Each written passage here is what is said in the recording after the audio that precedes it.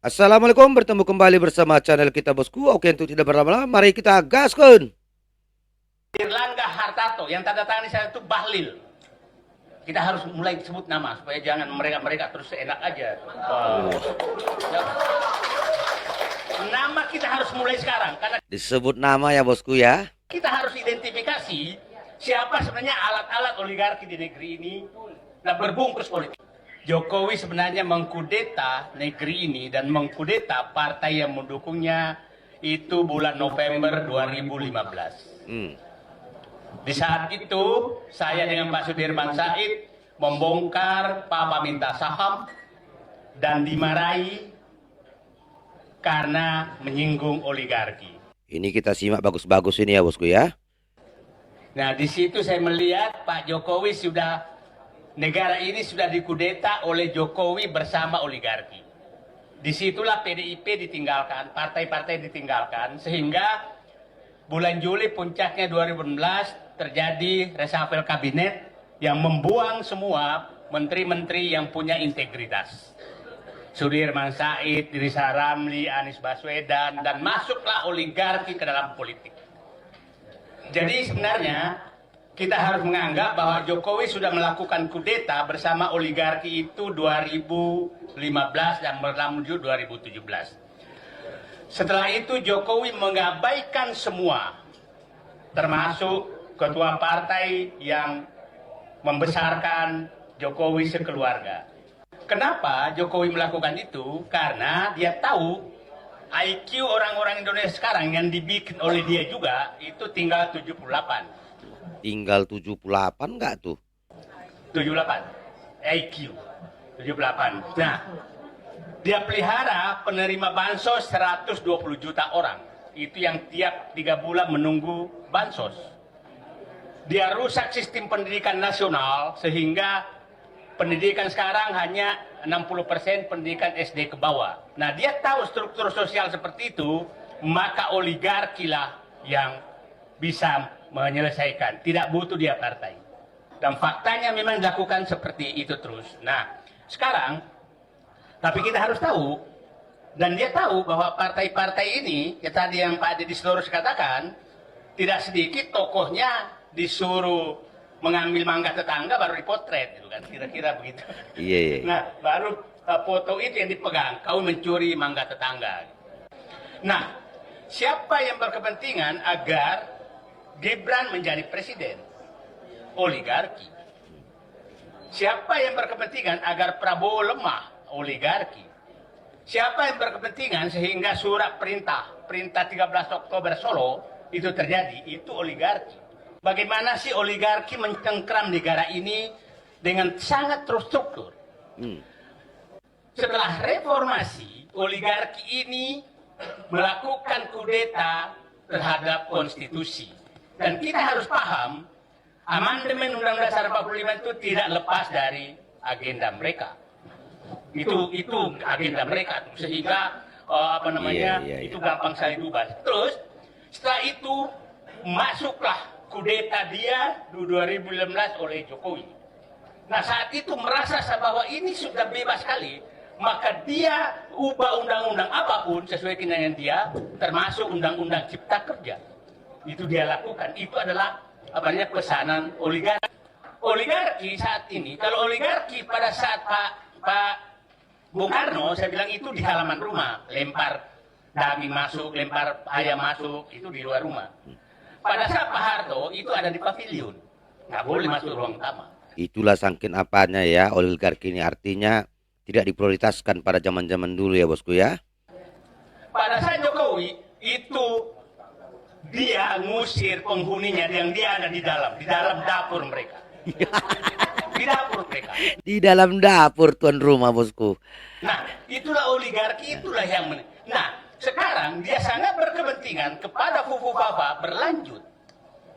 Jadi, yang kita lawan ini adalah mengambil kembali kudeta negara ini oleh oligarki bersama dinasti Jokowi. Itu yang kita harus ambil alih. Dan kembalikan kedaulatan kepada rakyat dengan mekanisme yang ada. Di Cina sana, disaksikan Jokowi dan Jinping, Agustus, Menteri Menko Perekonomian Airlangga Hartarto yang tanda tangan di sana itu Bahlil.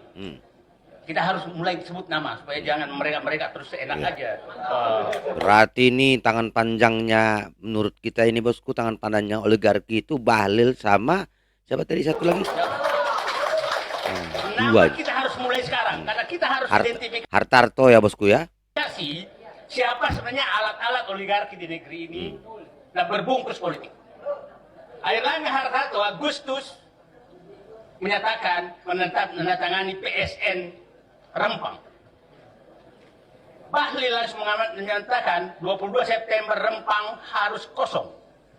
Belanda saja tidak sejahat itu di negeri ini sejak zaman dia menjajah. Kok ada orang jahat begini? Hanya sebulan rakyat harus diusir yang sudah puluhan tahun, ratusan tahun tinggal di situ. Nah, ini betul-betul menurut saya sangat berbahaya bagi bangsa ini. Kita tidak tahu, ini sedang diskusi kita di sini. Tahu-tahu nanti rumah kita sudah ditetapkan dengan PSN, maka kita digusur. Kita tidak tahu. Ya. NJOP-nya tidak. Ini semua sudah di ini.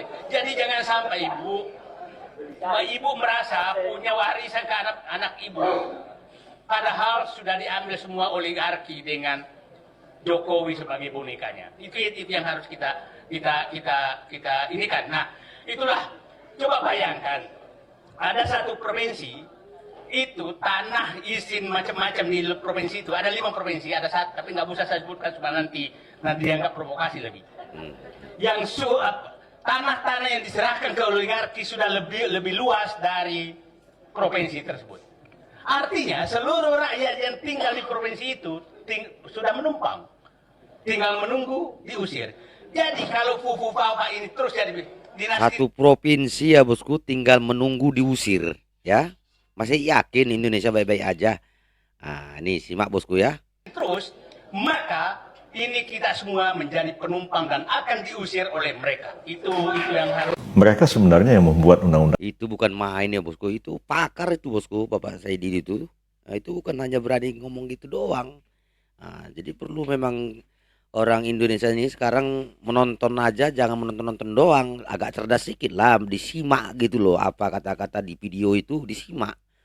Jangan nampak kali gitu loh, ya agak cerdas-cerdas sedikit lah gitu ya menyikapinya ya video-video ini ya. Itu. Dan Nah, ini kita dengar dari Profesor Bapak Yusril Iza Mahendra nih, pakar juga ini, profesor juga. proses pembuatan undang-undang itu adalah sebuah proses politik. Dan mereka menuangkan keinginan-keinginan politik mereka di dalam undang-undang itu. Intinya sebenarnya untuk mempertahankan status quo kekuasaan.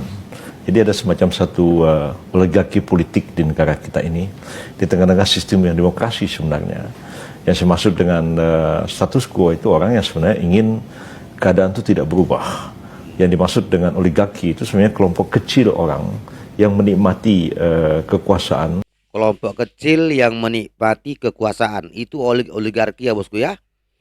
Dengan cara-cara menyimpang dari konstitusi. Bang, oligarki itu Bukan main bosku ya, itu tadi kata dari Pak Profesor Yusril ya. apa sih? Emang bahaya menarik nih. Belakangan ini banyak berita tentang dinasti, korupsi, dan oligarki. Tapi apaan nih oligarki? Apakah saudaranya oli mesin? Bukan nih. Sebenarnya tidak kumparan. Ternyata oligarki itu pemerintahan yang dijalankan oleh beberapa orang berkuasa dari golongan atau Apakah oli mesin katanya? kelompok tertentu. Itu definisi dari KBBI. Artinya, oligarki itu pemerintahan isinya dia doang. Dan biasanya orang-orang kaya atau golongan elit. Nah, ini bahaya nggak? Kalau sistem aslinya demokrasi, ini bahaya banget. Karena negara demokrasi itu, kekuasaan tertingginya dipegang sama rakyat. Jadi, keadilan adalah apa yang menurut rakyat adil. Musyawarah, kesepakatan bersama, adil. Nah, kalau oligarki, keadilan ngikutin keinginan orang-orang yang punya power. Ini mungkin adil bagi mereka, tapi bagi kita yang rakyat ya nggak adil. Jadi, kekuasaannya nggak transparan, mempertahankan kepentingan pribadi, meningkatkan korupsi, itu oligarki. Jadi yang kaya makin kaya, yang susah makin susah. Terus gimana cara ngalahin oligarki? Ya, rakyatnya harus peduli. Rakyatnya harus peduli ya. Banyak belajar dan paham sama isu-isu yang lagi terjadi. Biar Itu tadi yang saya bilang, harus belajar atas isu yang terjadi. Jangan nonton doang, harus dicerna juga. bisa mantau dan kritik kebijakan pemerintah supaya tetap demokrasi bukan oligarki. Kalau menurut kau gimana? Kamu lebih suka demokrasi atau oligarki? Akses mereka terhadap ekonomi dan akses mereka terhadap politik itu berarti membuat mereka memiliki akses terhadap manipulasi tanpa batas. Jadi maksudnya ketika undang-undang dibuat itu sama sekali tidak akan membatasi mereka sedikit pun. Misalkan Bapak ini diidentifikasi sebagai oligark, maka dia tidak boleh investasi, tidak boleh ikut campur, tidak boleh apa dan sebagainya. Dia akan menggunakan nama orang lain untuk melakukan itu, untuk menggantikan itu. Atau misalkan 99% tadi orang, misalkan menyatukan kekuatan untuk melawan, tidak mungkin bisa. Karena banyak orang itu selalu membutuhkan pemimpin. Jadi misalnya, saya ambil contoh yang kecil. Ada sebuah pabrik, balik lagi ke pabrik tekstil yang tadi. Pabrik tekstil dimiliki oleh satu orang. Dia sewenang-wenang kepada si buruh-buruhnya yang jumlahnya itu misalkan 10.000 orang. Buruh itu semuanya 10.000-nya demo. Demo. Ya sudah, saya minta perwakilan dari kalian ngobrol sama saya. Perwakilan itu, ya udah, saya jadi juru bicara buruh, ketua buruh di situ ya. Saya nuntut Pak, UMR-nya naik jadi 2 kali lipat di sini Pak. Jadi gaji buat kami naik 2 kali lipat. Terus kata si oligark, si bos itu, ya udah ginilah, saya naikkan 1,1%, tetapi saya naikkan gaji kamu 10 kali lipat. Si orang itu pasti mau. Dan akhirnya ngomong sama warga, ya sudahlah, kita nggak apa-apa lah, terima aja, naiknya cuma 1,1%, semoga kedepannya kita bisa ini lagi. Itulah yang terjadi. Jadi ketika kita berhadapan dengan oligark, kita main undang-undang, kita main apa, itu sebenarnya tetap aja. Jadi kekuasaan mereka itu membuat mereka memiliki kekuasaan untuk memanipulasi. Sangat mendukung sikap masyarakat Banten tersebut. Ngeri juga ya bosku ya, mengenai oligarki ini ya. Para pembicara menilai proyek PIK 2 seperti juga PIK 1 diprediksi akan menjadi kompleks bernuansa Cina, eksklusif, bagaikan negara dalam negara. Ada negara Cina di negara Republik Indonesia. Buset bosku, waduh, bukan main ya.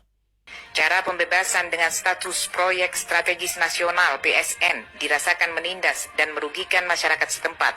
Ada penggusuran dan penjualan tanah dengan harga murah. Proyek dengan mendapatkan status PSN adalah janggal, artinya berbagai kemudahan yang difasilitasi baik penyiapan, perencanaan, transaksi, hingga pembiayaan adalah berlebihan dan bermotif kolusif. PIK 2 dikelola oleh swasta dua naga, yaitu Agung Sedayu Group milik Aguan serta Salim Group milik Antoni Salim. PSN PIK 2 merupakan proyek yang mengusik rasa keadilan. Pengusiran sistematis penduduk setempat hampir serupa dengan kasus PIK 1, Rempang, dan IKN. Semua dikuasai oleh naga-naga, seolah PIK telah bergeser dari Pantai Indah Kapuk menjadi pecinan Indo Koplak. Gerakan penolakan rakyat semakin mendapat dukungan luas. PIK 2 Sosok konglomerat di balik proyek Pulau Rempang Eco City adalah Tommy Winata. Ia merupakan salah satu pengusaha terkaya di Indonesia, dengan kekayaan bersih mencapai 17,7 triliun rupiah pada tahun 2023. Tommy Winata memiliki banyak bisnis di berbagai sektor, antara lain properti, perhotelan, hiburan, dan media. PT Makmur Elok Graha, MEG anak perusahaan Arta Graha Group milik Tommy Winata, merupakan perusahaan yang ditunjuk untuk mengembangkan Pulau Rempang. Proyek ini ditargetkan akan menghabiskan dana investasi sebesar 381 triliun rupiah. Proyek Rempang Eco City akan mengubah Pulau Rempang menjadi kawasan wisata dan industri modern. Kawasan ini akan dilengkapi dengan berbagai fasilitas, antara lain hotel, resort, pusat perbelanjaan, dan pelabuhan. Pembangunan proyek ini telah menuai penolakan dari warga Rempang. Warga khawatir bahwa pembangunan proyek ini akan merusak lingkungan dan menggusur lahan mereka. Tommy Winata telah membantah tudingan tersebut. Ia mengatakan bahwa pembangunan proyek ini akan dilakukan dengan memperhatikan kelestarian lingkungan dan kepentingan masyarakat. Ya apapun itu ya bosku, kita sudah tahu bahwa orang-orang kita yang dari Tionghoa ini memang dari dulu, mulai dari zaman Belanda, memang mereka itu dari dulu memang yang tahunya ekonomi, keuangan ya. Mereka tidak mau tahu apa itu perang, apa itu. Yang penting bagi mereka itu usaha mereka itu lancar. Nah, mulai dari zaman dahulu itu memang tabiat mereka itu sistemnya ekonomi, dagang. Apapun terjadi yang penting lancar semuanya. Nah, ini kena imbasnya pula kita pula seorang punya pemimpin yang mata duitan pula semua. Wah, kacau lah udah. Jadi tinggalnya kita aja yang mencerna baik buruknya ini ya bosku, menilai bagaimana caranya agar pemerintahan ini berubah ya, berubah menjadi pro rakyat. Ya, yang cinta NKRI pro rakyat agar tanah kita tidak digusur ya. Selamat berjuang Bapak Said Didu, sehat-sehat selalu ya, pahlawan 2024 ya, pahlawan negara kita ya. Nah, dari netizen ya bosku. Oke, demikian dulu reaction kita kali ini bosku. Komen yang cerdas dan beradab agar channel ini semakin berkembang. Demikian dulu, wassalamualaikum warahmatullahi wabarakatuh.